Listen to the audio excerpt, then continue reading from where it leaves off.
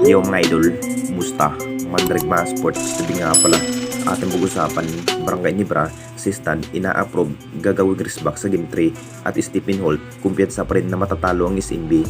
So mamayang gabi na nga rin ang mapapalaban ng ating Barangay Nibra at SMB mga idol sa Game 3. Siguro napaka-intense pa rin ang magaganap na laban dahil na parang sabik na rin ang upunan ng SMB na matatalo ang upunan ng Barangay Nibra.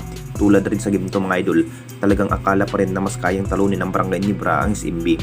Unang quarter pa lamang po, lamang na lamang pa rin ang upunan ng Barangay Nibra sa scoring machine kung saan talagang magugulat pa rin ang lahat dito mga idol sa angking husay at galing sa outshot ng Jingkings, partikular kay RJ Abarientos na parang si RJ Abarientos lamang ang nakasalalay sa outshot mga idol kung saan mas malamangan ang SMB ang Jingkings unang quarter.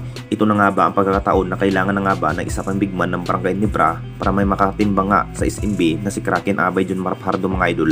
Alam na natin talagang pag-iisipan pa rin ng Jingkings na gagawing wristback itong si Sistan at hindi na rin mag-a-adjust itong si Coach Tim Condito mga idol dahil alam naman ni Sistan sa pamalakan sa bawat roles ng sistema ng Jingkings. Sulit sana ang nagiging line-up ng Jingkings mga idol kung hindi lang na-trade itong si Sistan mga idol na hindi nagawa noong Triangle Opens. Nagsisisi na nga ba ang management ng Barangay Nibra dito mga idol kung bakit si Sistan pa ang napili bilang trade asset ng Barangay Nibra.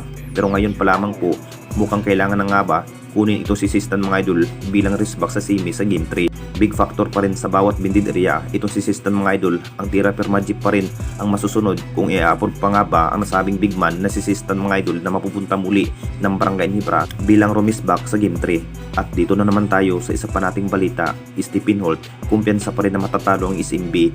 Alam na natin lahat mga idol, isa pa rin itong si Stephen Holt na mukhang scoring machine ng Barangay Nibra. Masasabing husay pa rin ang kanyang magiging performance kung mamada pa rin ng 18 points ang kanyang naiitala kapag maganda ang kanyang aura. Talagang pagsisikapan pa rin ni Stephen Holt ang kanyang performance mga idol para mas matatalo pang SMB.